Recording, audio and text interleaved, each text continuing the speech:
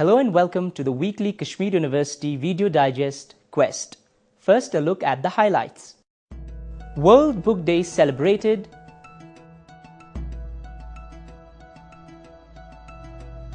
Former Indian ambassador to Kazakhstan delivers special lecture.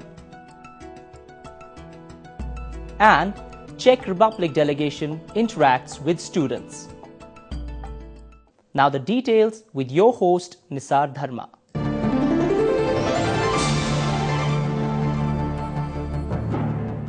To commemorate the World Book Day, Allama Iqbal Library organized a function at the Ibn Khaldun Auditorium. Speaking on the occasion, University librarian Dr. Abdul Majid Baba said that due to the revolution in the field of information and communication technology, the definition of book reading has changed. The main objective of this day is to inculcate their reading habits, especially to their younger generations, and also tribute to their world-famous books, and also to protect their rights of the authors by the enactment of copyright laws.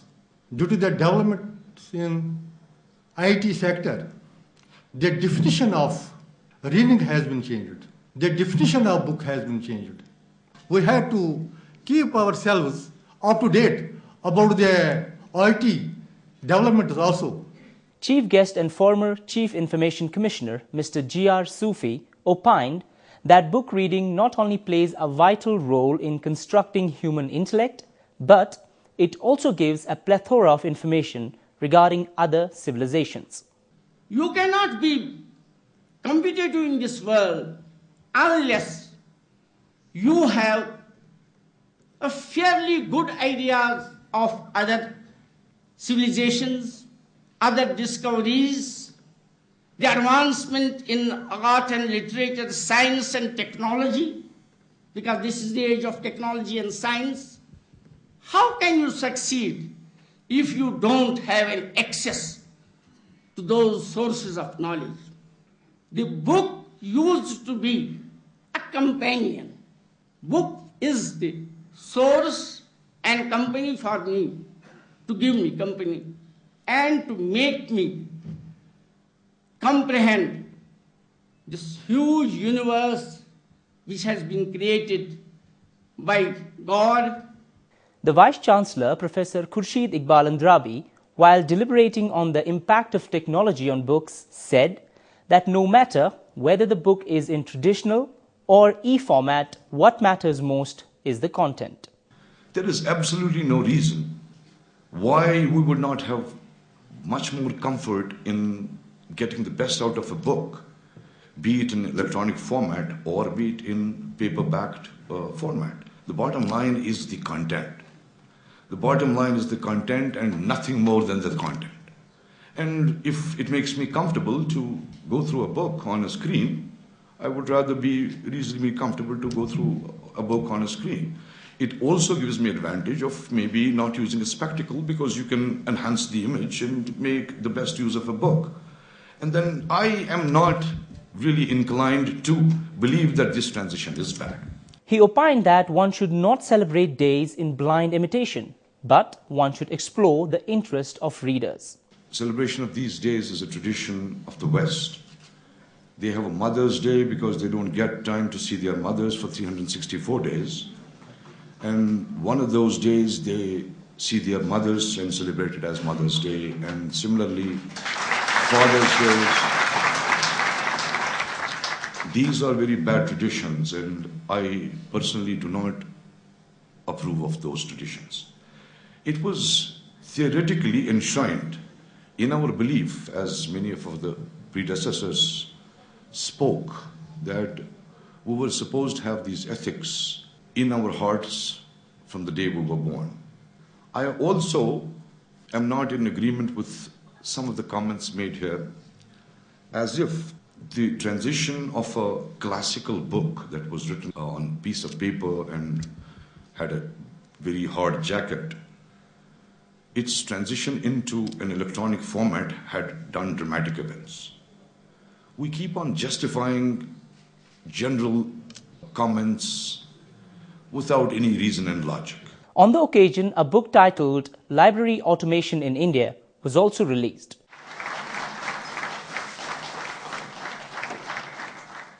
To encourage library reading in the university, mementos were given to the frequent users of library.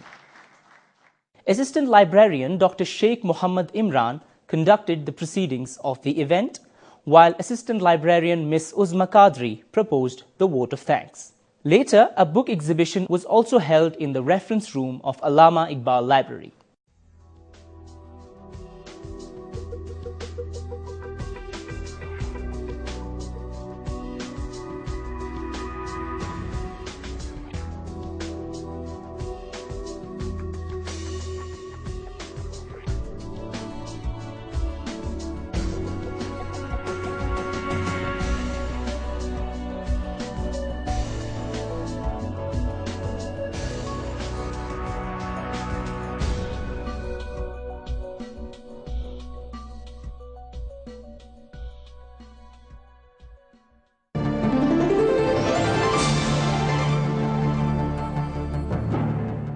The UGC Human Resource Development Cell organized a lecture on the theme of urbanization in India in the EMMRC auditorium. The former Indian ambassador to Kazakhstan, Professor S.R. Hashim, delivered the special lecture. Director UGC HRDC, Professor Mahyuddin Sangmi, introduced Professor Hashim to the audience. Professor Hashim is a postgraduate in commerce from Lucknow University. Then he joined Islamia College in 1961, taught in Islamic College up to 64. Then he went to Gokhale Institute of Economics to do his PhD. Later on, he joined University of Baroda as a professor of economics. Then he shifted from commerce directly to economics. Then from there, he went to Institute of Economic Growth, became its director. Then he was also appointed or nominated as a member of the Union Public Service Commission. Then became chairman of Union Public Service Commission.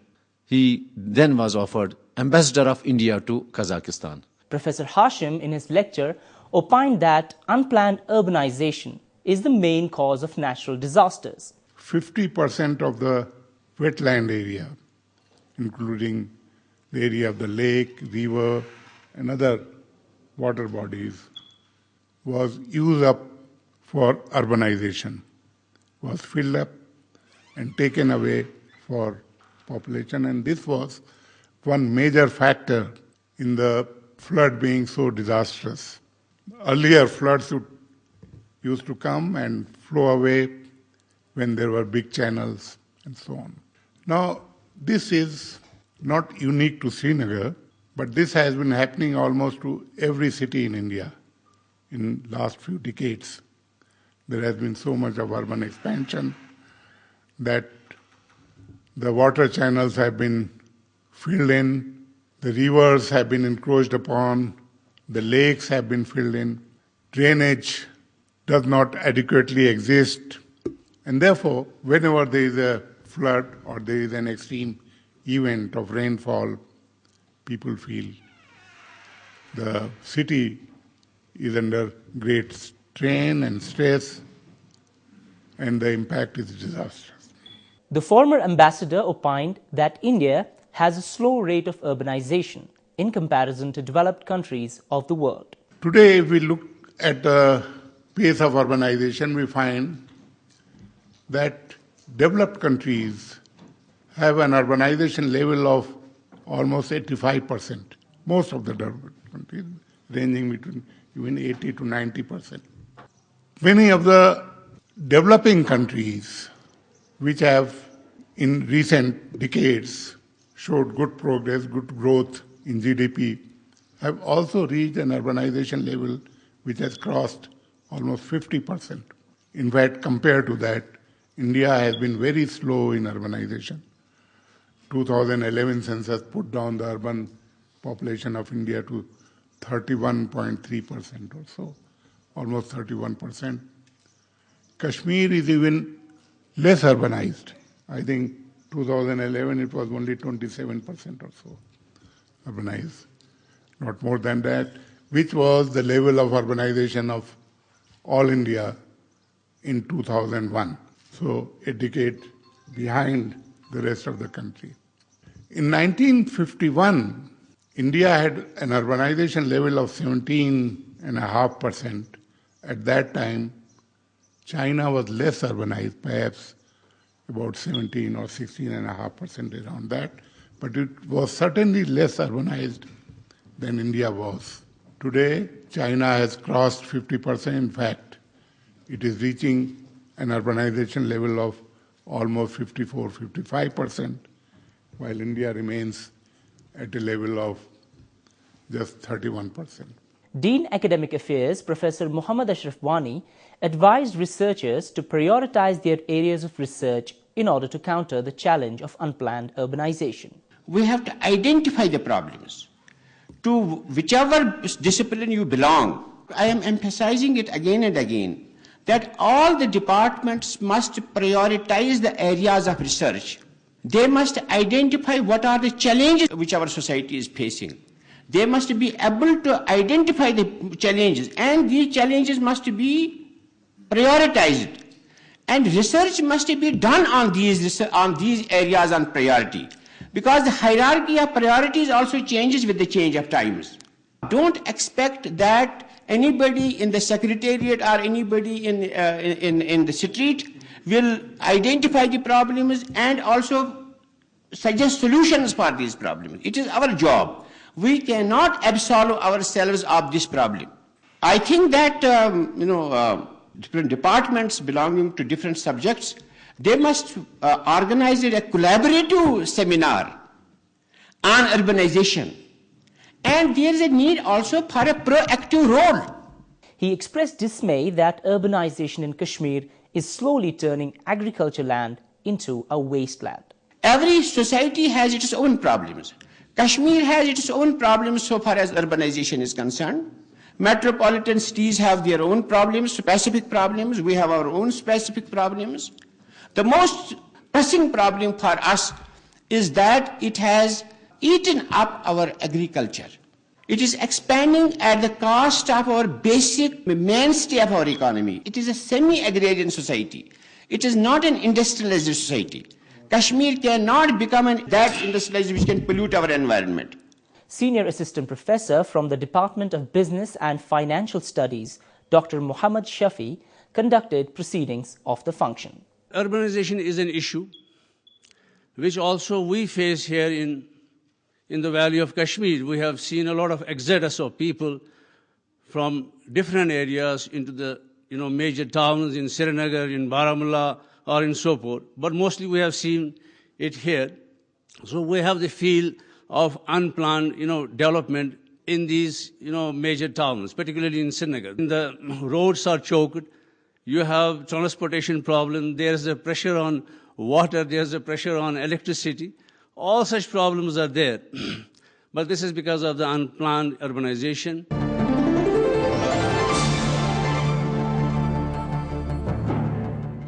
A high-level Czech Republic delegation interacted with the students of Kashmir University at the committee room of the administration block. Speaking on the occasion, the former Foreign Affairs Minister of Czech Republic, Mr. Karel Schwarzenberg, stressed on the need of having exchange programs between Czech universities and Kashmir University. We are very much interested to have contacts on all levels with Indian universities because we see the enormous scientific potential which is here and the success Indian universities have. We would like to have closer contact between our professors, but hopefully between the students too. And we will be very happy if some of you decide maybe one day to study in our country.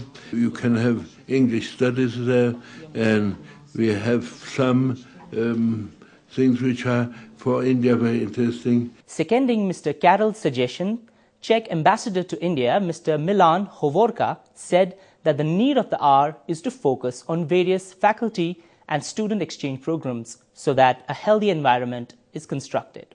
First step we can do together is to better understand the portfolio of your university.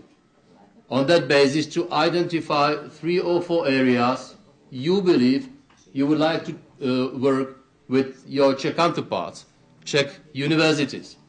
And on this basis, I am committing myself to promote networking between your university and those in the Czech Republic which may eventually be interested, whether it's Charles University, whether it's Technical University or any other university. The way forward really would be to help you establish direct contact with Czech universities, and definitely on that basis to consider the possibility of having more student exchanges, having professors of your university attending courses in the Czech Republic. Later, students interacted with the Czech delegation. What are the joint ventures, or I should say joint studies or whatever, joint initiatives that our two countries will take so that we can both benefit from our engagements? Sir, what will be your role in the recruitment of pharmacists from the Kashmir in outside in Asia or the foreign countries? How can they help the Indian firms to become more open and friendly? So is that possible? Dean Students Welfare Professor Fayaz Ahmed conducted the proceedings of the meet.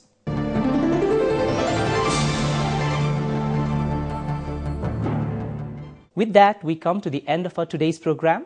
In case you missed some part of this program, log on to emmrckashmir.com where you can watch the entire episode.